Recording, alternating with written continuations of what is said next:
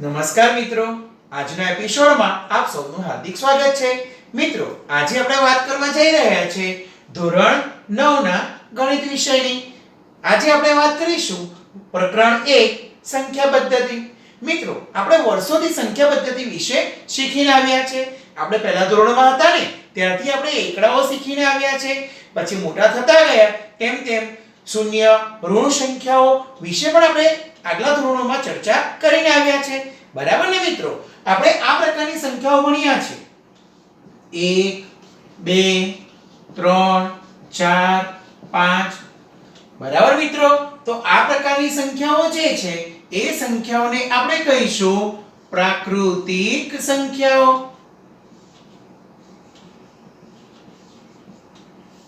તો પ્રાકૃતિક સંખ્યાઓ કઈ છે?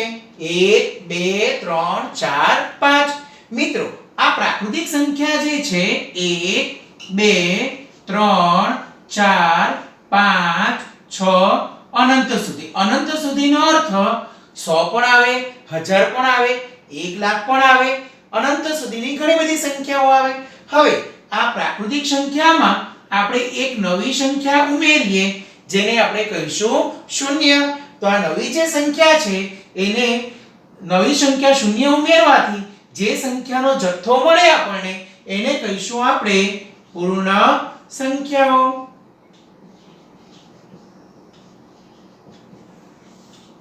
અંગ્રેજીમાં એને હોલ નંબર્સ કહેવાય. પ્રાકૃતિક સંખ્યાઓને નેચરલ નંબર્સ તરીકે ઓળખીએ છીએ. ચલો, હવે આ જે પૂર્ણ સંખ્યાઓ છે એમાં 0 1 2 3 અનંત સુધી.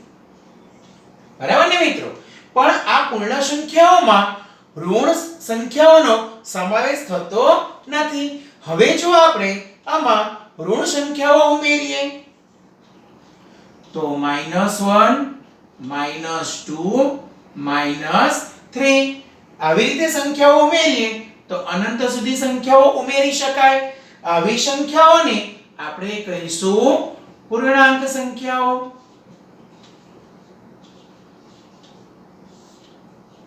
બરાબર? એટલે પૂર્ણાંક સંખ્યામાં કોનો સમાવેશ થાય? તો એમાં ઋણ પૂર્ણાંકો, શૂન્ય અને ધન પૂર્ણાંકોનો સમાવેશ થાય. મિત્રો, અહીં તમે જોઈ શકો છો કે પૂર્ણ સંખ્યાઓ જે છે એમાં પ્રાકૃતિક સંખ્યાઓ સમાયેલી છે. બરાબર ને? પૂર્ણ સંખ્યાના જથ્થામાં પ્રાકૃતિક સંખ્યાઓ સમાયેલી છે અને પૂર્ણાંક સંખ્યાના જથ્થામાં પ્રાકૃતિક સંખ્યા છે અને પૂર્ણ સંખ્યા પણ રહેલી છે. બરાબર છે મિત્રો? આના ઉપર આધારિત પ્રશ્નો ખરા ખોટા વિધાનોમાં આપણને પૂછી શકાય છે. તમને એવું કહેવામાં આવે કે દરેક પ્રાકૃતિક સંખ્યા પૂર્ણ સંખ્યા છે. હવે તમને એમ પૂછવામાં આવે કે આ વિધાન સત્ય છે કે અસત્ય? હવે જો દરેક પ્રાકૃતિક સંખ્યા એ પૂર્ણ સંખ્યા છે. પૂર્ણ સંખ્યાના જથ્થામાં જુઓ 1 2 3 4 5 6. તો આ બધી પ્રાકૃતિક સંખ્યા છે એટલે દરેક પ્રાકૃતિક સંખ્યા એ પૂર્ણ સંખ્યા છે. આ વિધાન થશે સત્ય. મિત્રો, એનું ઉલટું વિધાન પૂછાય કે દરેક પૂર્ણ સંખ્યા પ્રાકૃતિક સંખ્યા છે. બરાબર? હવે જો પૂર્ણ સંખ્યા પ્રાકૃતિક છે. મિત્રો, અહીં તમે જોઈ શકો છો કે પૂર્ણ સંખ્યામાં શૂન્ય સમાયેલો છે પરંતુ એ પ્રાકૃતિક સંખ્યામાં સમાયેલો નથી. પરિણામે પૂર્ણ સંખ્યા જે છે એ પ્રાકૃતિક સંખ્યા કહી શકાય નહીં, જેથી આ વિધાન ખોટું પડે. બરાબર છે મિત્રો? હવે તમને એવું પૂછવામાં આવે કે પૂર્ણ સંખ્યા પૂર્ણાંક સંખ્યા છે. બરાબર છે? પૂર્ણ સંખ્યા પૂર્ણાંક સંખ્યા છે. હવે પૂર્ણાંક સંખ્યાનો જથ્થો જોઈએ તો પૂર્ણાંક સંખ્યાના જથ્થામાં પૂર્ણ સંખ્યા એટલે કે 0 1 2 3 સમાયેલા છે, જેથી આ બધી પૂર્ણ સંખ્યાઓ એ પૂર્ણાંક સંખ્યા છે, જેથી આ વિધાન થશે સાચું. બરાબર છે. હવે આપણે આગળ વાત કરીએ. તમને એવું પૂછવામાં આવે કે પૂર્ણાંક સંખ્યા દરેક પૂર્ણાંક સંખ્યા પૂર્ણ સંખ્યા છે. બરાબર. દરેક પૂર્ણાંક સંખ્યા પૂર્ણ સંખ્યા છે, તો આપણે પૂર્ણ સંખ્યાનો જથ્થો જોવો પડે. પૂર્ણ સંખ્યાનો જથ્થો જોઈએ તો 0 1 2 3 4 5 6 છે. મિત્રો, જ્યારે પ્રાકૃતિક સંખ્યાના જથ્થામાં આ ઋણ સંખ્યાઓ પણ છે, જે પૂર્ણ સંખ્યાના જથ્થામાં નથી. પરિણામે દરેક પૂર્ણાંક સંખ્યા પૂર્ણ સંખ્યા હોતી નથી, જેથી આ વિધાન સત્ય નથી, અસત્ય છે. બરાબર મિત્રો. ચાલો હવે હું બીજું એક વિધાન લખું. એના જવાબ માટે આપે જાતે વિચાર કરવાનો છે.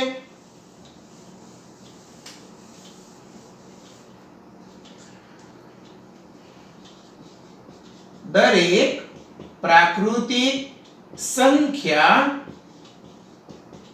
પૂર્ણાંક સંખ્યા છે.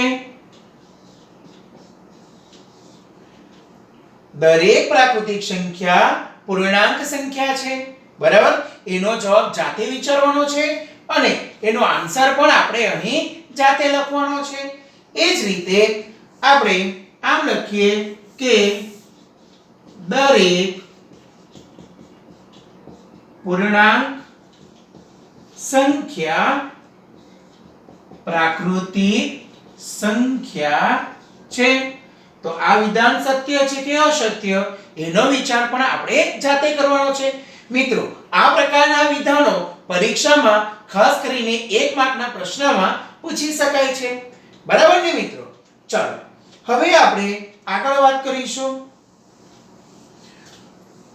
મિત્રો, આપણે અહીં 3 પ્રકારની સંખ્યાઓ ભણી ગયા. કઈ કઈ સંખ્યાઓ ભણી ગયા? પ્રાકૃતિક સંખ્યા. પ્રાકૃતિક સંખ્યા માં શૂન્ય ઉમેરીએ તો આપણને પૂર્ણ સંખ્યા મળે, અને પૂર્ણ સંખ્યામાં ઋણ પૂર્ણાંકો ઉમેરીએ તો આપણને પૂર્ણાંક સંખ્યા મળે. બરાબર ને મિત્રો. હવે અહીં આપણે જો આવું લખીએ 3/2. બરાબર મિત્રો. તો 3/2 જે છે એ 3/2 આમાં કશે સમાયેલા નથી. જુઓ, આપણે આવું લખીએ 2/5. તો 2/5 પણ પૂર્ણ સંખ્યામાં સમાયેલા નથી. બરાબર ને. આપણે આમ લખીએ 1/10. તો એ પણ પૂર્ણ સંખ્યામાં સમાયેલા નથી. આપણે આમ લખીએ 1.5. તો એ પણ પૂર્ણ સંખ્યામાં સમાયેલા નથી, કારણ કે આ બધી જે સંખ્યાઓ જે છે એ સંખ્યાઓ અપૂર્ણાંક સંખ્યા છે.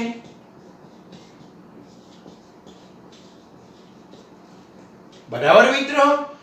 આ બધી અપૂર્ણાંક સંખ્યાઓ છે. હવે આપણે શું કરીએ તો કે આ બધી પૂર્ણાંક સંખ્યાઓ જે છે તે અને આ બધી અપૂર્ણાંક સંખ્યાઓ જે છે તે એ બંનેનો જથ્થો ભેગો કરીએ. બરાબર છે. તો બંનેનો જથ્થો ભેગો કરીએ તો આપણને જે સંખ્યા મળે એને આપણે કહીશું સમમેય સંખ્યા. બરાબર મિત્રો. તો એને કહીશું સમમેય સંખ્યા. સમમેય સંખ્યામાં કોનો સમાવેશ થાય? તો કે બધી પૂર્ણાંક સંખ્યાઓનો.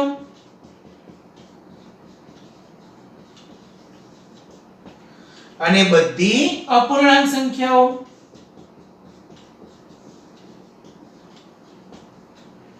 બરાબર છે ને મિત્રો. મિત્રો, આ કેવું છે? આપણે એક થેલી લઈએ.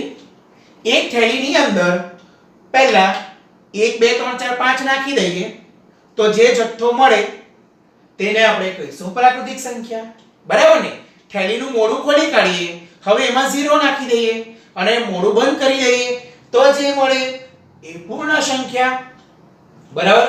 ચલો થેલીનું મોઢું ખોલી કાઢીએ, એમાં પછી આપણે ઋણ પૂર્ણાંકો પણ નાખી દઈએ તો ધન પૂર્ણાંક થયા, શૂન્ય અને ધન થયા, ઋણ ઉમેર્યા તો આપણને જે મળે એ પૂર્ણાંક સંખ્યા મળી ગઈ. બરાબર.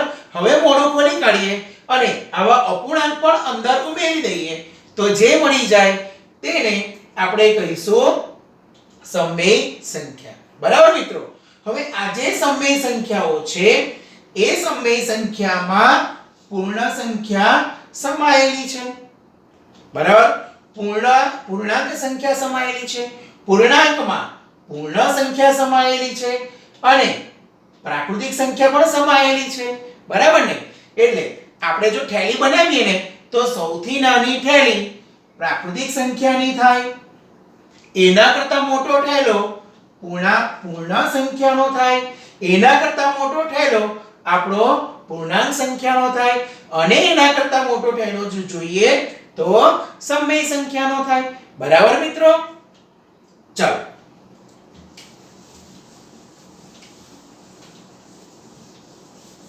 હવે આપણે જોઈએ તો સૌપ્રથમ આપણે ભણ્યા પ્રાકૃતિક સંખ્યા. બરાબર મિત્રો. ચલો ત્યાર પછી આપણે ભણ્યા પૂર્ણ સંખ્યા, પછી આપણે ભણ્યા પૂર્ણાંક સંખ્યા, પછી આપણે ભણ્યા સમમેય સંખ્યા. બરાબર મિત્રો. અહીં પણ તમને કેટલાક પ્રશ્નો પૂછી શકાય છે, સત્ય અસત્ય વિધાનોમાં પૂછી શકાય એવા સવાલ છે. અગાઉ આપણે આના સત્ય અને અસત્ય વિધાનો અહીંયા સુધી જોયા હતા. બરાબર ને. હવે આપણે આમ લખીએ કે સમમેય દરેક સમમેય સંખ્યા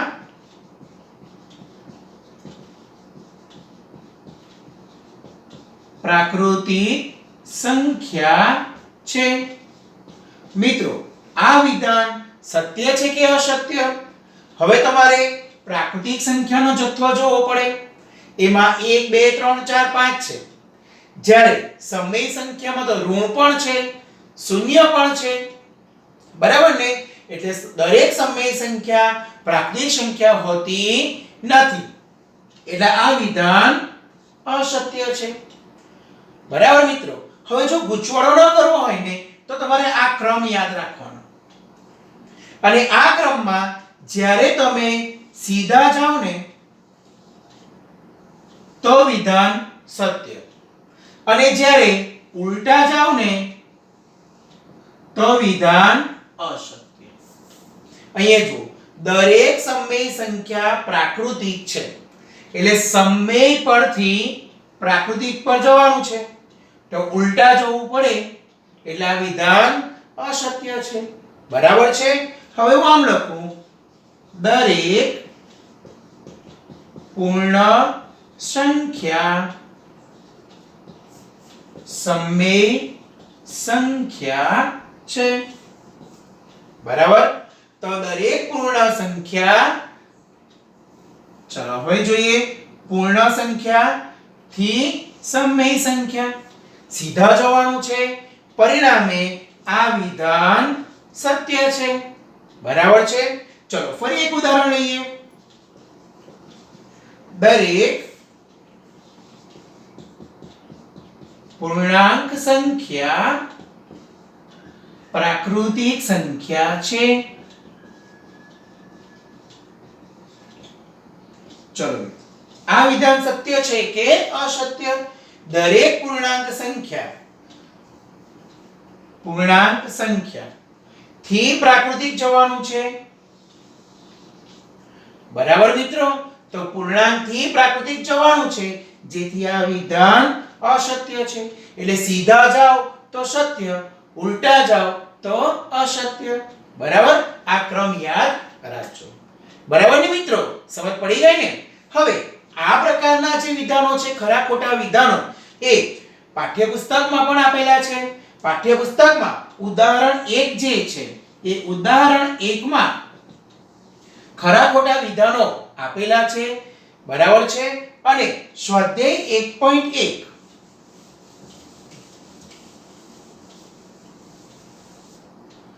સ્વાધ્યાય 1.1 માં પણ આ પ્રકારના પ્રશ્નો તમને દર્શાવવામાં આવેલા છે, બરાબર છે ને? તો એમાં પણ વિચારજો કે સત્ય વિધાન છે કે અસત્ય વિધાન, બરાબર ને મિત્રો? ચાલો હવે આપણે આગળ જોઈએ તો આપણે સમય સંખ્યાઓની વિગતવાર વાત કરીએ, બરાબર છે? કોઈ પણ આપણે લખીએ, દાખલા તરીકે 2. શું 2 સમય સંખ્યા છે? તો કે હા, કારણ કે 2 પૂર્ણાંક છે અને સમય સંખ્યામાં પૂર્ણાંક સંખ્યા સમાયેલી છે. આપણે આમ લખીએ 3. તો શું 3 સમય સંખ્યા છે? તો કે હા, કારણ કે એ પણ પૂર્ણાંક સંખ્યા છે. આપણે આમ લખીએ -3. તો -3, ચલો -3 એ પણ સમય સંખ્યા છે, બરાબર ને? આપણે લખીએ 0, એ પણ સમય સંખ્યા છે. -10 એ પણ સમય સંખ્યા છે, બરાબર? આપણે આમ લખીએ 2/3 એ પણ સમય સંખ્યા છે. આપણે આમ લખીએ -5/2 એ પણ સમય સંખ્યા છે. આપણે આમ લખીએ 1.5. શું આ સમય સંખ્યા છે? તો કે હા, એ પણ સમય સંખ્યા છે. તો આપણે એમ થાય કે સમય સંખ્યા કોને કહેવાય, બરાબર ને? તો હવે જો કે આ 2 ના છેદમાં કંઈ નથી એટલે આપણે 1 લખીએ, આના છેદમાં 1 લખીએ, આના છેદમાં પણ 1 લખી શકીએ. આ તો અપૂર્ણાંક સ્વરૂપમાં છે, આ પણ અપૂર્ણાંક સ્વરૂપમાં છે. આને લખીએ તો 15/10 થાય. એટલે જે સંખ્યાઓને તમે p છેદ q સ્વરૂપમાં લખી શકો, જ્યાં p એટલે અંશ અને q એટલે છેદ, બરાબર છે મિત્રો? તેને આપણે સમય સંખ્યાઓ તરીકે ઓળખીએ. જુઓ અહીં ઉપર p બરાબર કેટલા છે? 2, q બરાબર 1, p બરાબર 3, q બરાબર 1, p બરાબર 0, q બરાબર 1, અહીં p બરાબર -5, q બરાબર 2, અહીં p બરાબર 15, q બરાબર 10, બરાબર છે મિત્રો? તો આ રીતે જે p છે એ p માં ઋણ પણ હોઈ શકે, શૂન્ય પણ હોઈ શકે અને ધન પણ હોઈ શકે. એટલે p કોણ છે? તો કે p એ પૂર્ણાંક સંખ્યા છે, બરાબર મિત્રો? એ જ રીતે નીચે q જે છે એ q પણ પૂર્ણાંક સંખ્યા છે. મિત્રો અહીં આપણે એક બાબતનું ખાસ ધ્યાન રાખવું પડશે કે પૂર્ણાંક સંખ્યામાં શૂન્ય પણ સમાયેલો છે, બરાબર? જો આપણે પૂર્ણાંક સંખ્યામાં શૂન્ય પણ સમાયેલો છે, જો આપણે q બરાબર 0 લઈએ તો આપણી પાસે સંખ્યા બને p ના છેદમાં 0, બરાબર ને? પરંતુ અગાઉના ધોરણોમાં આપણે ભણીને આવ્યા છે કે 0 વડે કોઈ પણ સંખ્યાનો ભાગાકાર શક્ય નથી. 0 વડે ભાગાકાર શક્ય નથી, જેથી q પૂર્ણાંક સંખ્યા હોઈ શકે છે પરંતુ q 0 લઈ શકાય નહીં. એટલે કે q પૂર્ણાંક છે પરંતુ 0 હોઈ શકે નહીં. એટલે સમય સંખ્યા કોને કહીશું? તો કે જે સંખ્યાઓને p છેદ q સ્વરૂપમાં દર્શાવી શકાય, જ્યાં p પૂર્ણાંક સંખ્યા છે, q શૂન્ય સિવાયની એટલે કે શૂન્યેતર પૂર્ણાંક સંખ્યા છે, બરાબર મિત્રો? હવે તમને એમ કહેવામાં આવે કે 5 ને p છેદ q સ્વરૂપમાં દર્શાવો, તો 5 બરાબર 5/1. બરાબર ને 7 બરાબર 7 ના છેદમાં 1 -3 બરાબર -3 ના છેદમાં 1 એટલે આ રીતે સમમેય સંખ્યાઓને p છેદ q સ્વરૂપમાં દર્શાવી શકાય બરાબર મિત્રો ચાલો હવે આગળ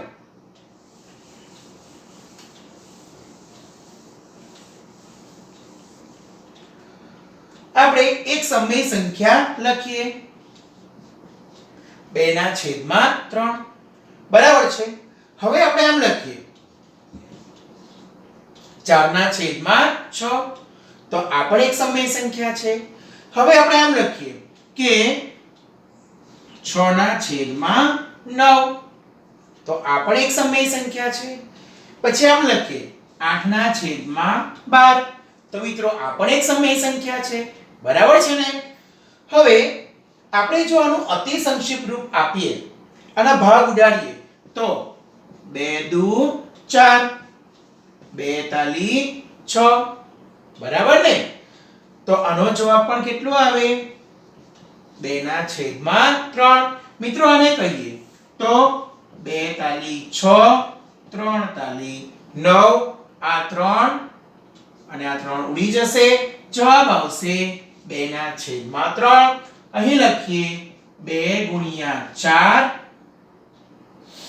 3 ગુણ્યા 4 4 ઉડી ગયા આન્સર આવશે 2 ના છેદમાં 3 તો મિત્રો અહીં 2 ના છેદમાં 3 નો જે આન્સર છે તે જ 4 ના છેદમાં 6 માં આવે 6 ના છેદમાં 9 માં આવે 8 ના છેદમાં 12 માં આવે એટલે કોઈ પણ એક સમમેય સંખ્યા જે છે 2 ના છેદમાં 3 એને તમે કોઈ એક જ રીતે અનન્ય રીતે લખી શકો નહીં આના જેવી જ બીજી સંખ્યા તમે લખી શકો આ બધી સમમેય સંખ્યાઓ કેવી છે એક સરખી છે એટલે કોઈ પણ સમમેય સંખ્યાને p છેદ q સ્વરૂપમાં અનન્ય રીતે લખી શકાય નહીં એક જ રીતે લખી શકાય નહીં ઘણી બધી રીતે તમે લખી શકો આવી સંખ્યાનો જવાબ સમાન હોવાથી તેમને સમાન સમમેય સંખ્યા કહે છે બરાબર તો આ બધી થશે સમાન સમમેય સંખ્યાઓ બરાબર ને તમને કોઈ એમ કહે કે ચાલો સમાન સમમેય સંખ્યા લખો કોઈ એક રકમ આપી દે 3 ના છેદમાં 5 બરાબર ને તમને એમ કહેવામાં આવે કે આને સમાન હોય તેવી સમાન સમમેય સંખ્યા લખો તો આપણે શું લખીએ કેવી રીતે લખવાનું તો આપણે કોઈ સમાન સંખ્યા વડે ઉપર નીચે ગુણી કાઢવાનું દાખલા તરીકે પહેલા તમે ગુણી કાઢો 2 વડે તો 3 ગુણ્યા 2 5 ગુણ્યા 2 બરાબર 6 ના છેદમાં 10 એ જ રીતે 3 વડે ગુણી કાઢો તો 3 તાલી 9 5 તાલી 15 એ રીતે 4 વડે ગુણી કાઢો તો શું આવશે 12 ના છેદમાં 20 તો 3 ના છેદમાં 5 ને આપણે જો સમાન સમય સંખ્યા લખીએ તો કઈ આવશે 6 ના છેદમાં 10 9 ના છેદમાં 15 12 ના છેદમાં 20 આ બધી સમાન સમય સંખ્યાઓ થશે બરાબર ને મિત્રો સમજ પડી ગઈ ચાલો હવે એક પ્રશ્ન લખું છું જે તમારે જાતે ઘરે પ્રયત્ન કરવાનો છે 4 ના છેદમાં 5 ને સમાન સમમેય સંખ્યા લખો કોઈ પણ 5 એટલે 4 ના છેદમાં 5 ને સમાન હોય તેવી સમમેય સંખ્યા લખવાની છે કોઈ પણ 5 એ તમારે જાતે પ્રયત્ન કરવાનો છે બરાબર ને મિત્રો હવે જ્યારે પણ આપણે સમમેય સંખ્યાને p છેદ q સ્વરૂપમાં લખીશું ત્યારે આપણે એમ સ્વીકારી લઈશું કે અહીં p છેદ q એ એનું અતિ સંક્ષિપ્ત રૂપ છે.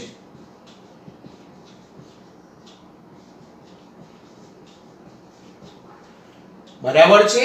એટલે કે આપણે આવું હોય 4/6 તો ભાગ ઉડાડીને પછી જ લખેલું છે એમ માની લઈશું. અહીં આપણે માની લઈશું કે p છેદ q સ્વરૂપ એ એનું અતિ સંક્ષિપ્ત સ્વરૂપ જ છે. બરાબર. એનો અર્થ કે ઉપર અને નીચે કોઈ અવયવ સામાન્ય નથી. આ બંને સંખ્યાઓ પરસ્પર અવિભાજ્ય છે. આ 2 ને 3 વડે ભાગી શકાય નહીં અને 3 ને 2 વડે ભાગી શકાય નહીં. પરસ્પર અવિભાજ્ય સંખ્યાઓ છે એમ આપણે માની લઈશું. બરાબર ને મિત્રો? ચાલો હવે આગળ વાત કરીશું. પરીક્ષામાં કેટલા પ્રશ્નો પૂછાય છે. તમને એવું પૂછાય છે કે 5 અને 10 વચ્ચેની 3 સમય સંખ્યા લખો. 5 અને 10 વચ્ચેની 3 સમય સંખ્યા લખો. બરાબર. તો ચાલો 5 અને 10 એની વચ્ચે કોણ આવે? તો કે 6 આવે, 7 આવે, 8 આવે, 9 આવે. આ બધી સમય સંખ્યા છે. આપણે ભણી ગયા છે કે 6 7 8 9 સમય સંખ્યા છે. તો 5 અને 10 વચ્ચેની 3 સંખ્યા આમાંથી કોઈ પણ તમે લખી શકો. બરાબર ને?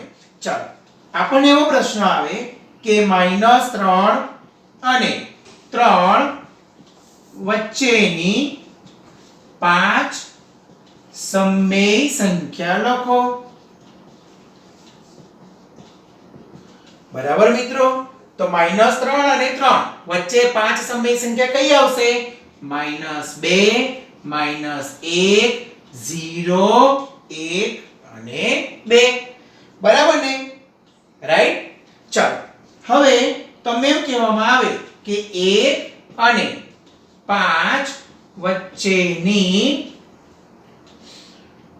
2 સમય સંખ્યા લખો. તો આશા રાખો કે તમે આનો જવાબ લખી શકશો. બરાબર ને? લખી શકશો ને? ઓકે. ચાલો હવે એમ કહેવામાં આવે કે -2 અને 3 વચ્ચેની 3 સમય સંખ્યા લખો. તો મિત્રો -2 અને 3 વચ્ચે આપણે 3 સમય સંખ્યા લખી શકીશું ને?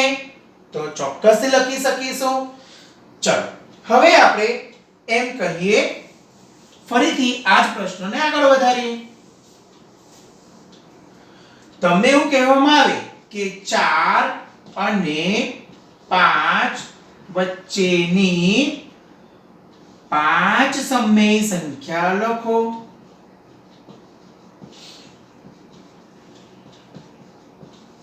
બરાબર મિત્રો? 4 અને 5 વચ્ચેની 5 સમય સંખ્યા લખવાની છે. અત્યાર સુધી આપણે એવું હતું કે 1 અને 10 વચ્ચે લખો તો આપણે લખતા કે 2 3 4 5 6 7 8 9. બરાબર? આવું હોય કે 2 અને 5 વચ્ચેની 2 સંખ્યા લખો તો આપણે લખતા હતા 3 અને 4. પરંતુ આવું આવે 4 અને 5 વચ્ચેની 5 સમય સંખ્યા લખો. ત્યારે આપણને એમ થાય કે 4 અને 5 ની વચ્ચે તો કોઈ સંખ્યા નથી આવતી. નથી આવતી ને? ચલો યાદ કરીએ. આપણે માપપટ્ટી યાદ કરીએ. માપપટ્ટી યાદ છે ને બધાને? તો માપપટ્ટી પર પહેલું આવશે 0, પછી 1 2 3 4 5 1 2 3 4. આ રીતે આપણી માપપટ્ટી આવે છે.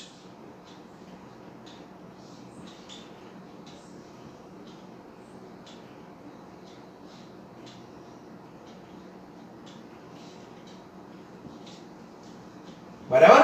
આગળ આપણે કન્ટિન્યુ કરીએ તો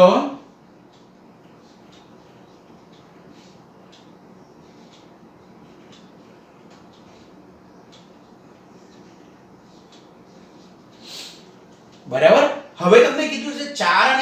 વચ્ચેની સમય સંખ્યા લખો. તો આ 4 અને 5 એની વચ્ચે આપણે જાણીએ છીએ કે આ પહેલો કાપો જે છે એ થશે આપણો 4.1, બીજો કાપો જે છે એ થશે 4.2, આ ત્રીજો કાપો જે છે એ થશે 4.3. તો મિત્રો 4 અને 5 ની વચ્ચે તમને 5 સમય સંખ્યા લખવાની કીધી છે તો કઈ લખી શકાય? તો કે 4.1, 4.2, 4.3, 4.4, 4.5. તો 5 લખાઈ ગઈ. તો શું ખાલી 5 જ લખી શકાય 4 અને 5 ની વચ્ચે? બીજી ન આવે? આવે કે નહીં? તો આવે ને. 4.6, 4.7, 4.8, 4.9. તો 4 અને 5 ની વચ્ચે કેટલી સમય સંખ્યા આવે? તો કે 9. એવું આપણે વિચારીશું, બરાબર ને? તો કે હજુ આગળ વિચારીએ તો કે આ 4.1 અને આ 4.2 એની વચ્ચે પણ સંખ્યાઓ છે. આની વચ્ચે 4 અને 5 ની વચ્ચે તમે આવી સંખ્યા પણ લખી શકો. 4.11, 4.12, 4.13, 4.14, 4.15. ક્યાં સુધી લખી શકાય? તો કે 4.99. બરાબર મિત્રો? તો 4 અને 5 ની વચ્ચે આટલી સંખ્યા આવી 4.99 સુધી. તમને હજુ લખી શકાય? તો કે હા, 4 અને 5 ની વચ્ચે હજુ સંખ્યા લખી શકાય. 4.101, 4.102, 4.103, 4.104. ક્યાં સુધી? તો કે 4.999 સુધી. બરાબર છે મિત્રો? હવે હજુ લખી શકાય ખરી કે? તો કે ચોક્કસ. 4.1001, 4.1002, 4.1003, 4.9999. તો અત્યારે તો આપણે વિચારતા હતા કે 4 અને 5 ની વચ્ચે તો વળી કઈ સંખ્યા આવે? તમે જોઈ શકો છો 4 અને 5 ની વચ્ચે અસંખ્ય સમય સંખ્યાઓ આવી શકે. એટલે આપણે એવું વિધાન કરી શકીએ કે કોઈ પણ બે સમય સંખ્યાની વચ્ચે અસંખ્ય સમય સંખ્યાઓ આવેલી છે. અનંત સમય સંખ્યાઓ આવેલી છે. બરાબર ને મિત્રો? ચલો હવે બીજો એક એક્ઝામ્પલ લઈએ. તમને એવું કહેવામાં આવે કે 5 અને 6 વચ્ચેની 5 સમય સંખ્યા લખો. બરાબર છે મિત્રો? તો યાદ કરીએ, હમણાં જ આપણે ભણ્યા કે 5 અને 6 વચ્ચે સંખ્યા લખવી હોય તો 5.1 બરાબર છે, 5.2, 5.3, 5.4, 5.5. 5 જ લખવાની છે. તો આ 5 લખી દીધી. શું આના સિવાય બીજી ન લખી શકાય? લખી શકાય ને? ચોક્કસ રીતે લખી શકાય. હવે જો તમારે આને p છેદ q સ્વરૂપમાં દર્શાવવું હોય તો પણ દર્શાવી શકો. 51 ના છેદમાં 10, 52 ના છેદમાં 10, 53 ના છેદમાં 10, 54 ના છેદમાં 10, 55 ના છેદમાં 10. બરાબર મિત્રો? સમજ પડી ગઈ? હજુ એક એક્ઝામ્પલ લઈએ. ચાલો 7 અને 8 વચ્ચેની 3 સમય સંખ્યા લખો. બરાબર? તો 7 અને 8 વચ્ચેની 3 લખવાની છે. તો પહેલા લખીશું 7.1, બીજી લખીશું 7.2, ત્રીજી લખીશું 7.3. કોઈને એમ થાય કે ના સર મારે આવું નથી લખવું, મારે આવું લખવું છે 7.12. તો ચાલે ખરું? તો કે ચોક્કસ ચાલે. કોઈ એમ કે ના સર મારે 7.505 લખવું છે તો લખી શકાય ખરું? તો કે હા ચોક્કસ રીતે લખી શકાય. આ રીતે કોઈ પણ બે સંખ્યા વચ્ચે તમે અસંખ્ય સમય સંખ્યાઓ લખી શકો છો. બરાબર ને મિત્રો? ઓકે, ચલો હવે આગળ આ જ પ્રકારના એક્ઝામ્પલ છે બીજા. આવું પૂછાય 3/5 અને 4/5 વચ્ચેની ત્રણ સમય સંખ્યા લખો. બરાબર છે? તો 3 અને 4 વચ્ચેની ત્રણ સમય સંખ્યા લખવાની છે. તો આ તો અપૂર્ણાંક આવી ગયા. તો એમાં શું ચિંતા કરવાની? આપણી પાસે ઉપર 3 છે અને 4 છે, એની વચ્ચેની લખી કાઢો. નીચે 5 કોમન રહેવા દો. 3.1 છેદમાં 5, 3.2 છેદમાં 5, 3.3 છેદમાં 5. બરાબર છે? હવે આપણે આને લખીએ 3.1. આના પોઈન્ટ કાઢવા હોય તો 31 છેદમાં 5 ગુણ્યા 10. બરાબર? એટલે 31 ના છેદમાં 5 દાન 50. એ જ રીતે 32 ના છેદમાં 50. એ જ રીતે 33 ના છેદમાં 50. તો જોયું ને, અપૂર્ણાંક સંખ્યા હોય તો પણ એ બંને વચ્ચે અસંખ્ય સમય સંખ્યાઓ લખી શકાય. અહીં માત્ર 3 લખવાની હોવાથી આપણે 3 જ લખીએ છીએ. ચલો બીજું એક એક્ઝામ્પલ લઈએ. તમે આવું જાતે જ લખી શકશો ને? ચલો અહીં એવું લખું છું કે 2/1/3 અને 2/3 વચ્ચે ત્રણ સમય સંખ્યા લખો. ચલો આપણે 5 લખીએ. તો શું થશે? તો કે 1/3 છે અને આ 2/3 છે. આપણે 1 અને 2 ને ધ્યાનમાં રાખીએ. આ 3 જે છે તે છેદમાં સમાન રહેવા દઈએ. તો 1.1/3, 1.2/3, 1.3/3, 1.4/3, 1.5/3. બરાબર? અહીંથી પોઈન્ટ કાઢીએ તો શું આવશે? 11/30, 12/30, 13/30, 14/30 અને 15/30. બરાબર છે? તો ખૂબ જ સરળતાથી તમે અપૂર્ણાંક સંખ્યા વચ્ચેની સંખ્યાઓ પણ લખી શકો છો. બરાબર ને? ચલો મિત્રો, હવે આપણે નવા ઉદાહરણ દ્વારા ચર્ચા કરીએ. આપણે વાત કરીએ 2/3 અને 3/2 વચ્ચેની ત્રણ સમય સંખ્યા લખો. બરાબર ને? તો 2/3 અને 3/2. મિત્રો, અગાઉના ઉદાહરણમાં જોયું તો છેદ સમાન હતો, પરંતુ અહીં છેદ કેવો છે? અલગ અલગ છે. તો સૌપ્રથમ આપણે એના છેદ સમાન બનાવવા પડે. બરાબર ને? તો સમાન છેદ બનાવવા માટે આનો છેદ 2 છે, એના વડે અહીં ગુણી કાઢીએ. આનો છેદ 3 છે, એના વડે અહીં ગુણી કાઢીએ. બરાબર ને? હવે આ 2 વડે ગુણીએ તો 2 દુ 4 અને આ 2 તાલી 6 અને આ 3 તાલી 9 અને 3 દુ 6. બરાબર છે? તો આપણી સંખ્યા આવી 4/6 અને 9/6. એની વચ્ચેની ત્રણ સમય સંખ્યા. તો આ 6 તો રવા દઈશું નીચે. ઉપર 4 અને 9 છે તો 5/6, 6/6, 7/6. તમે આને ભાગ ઉડાડીને અતિ સંક્ષિપ્ત રૂપમાં લખી શકો.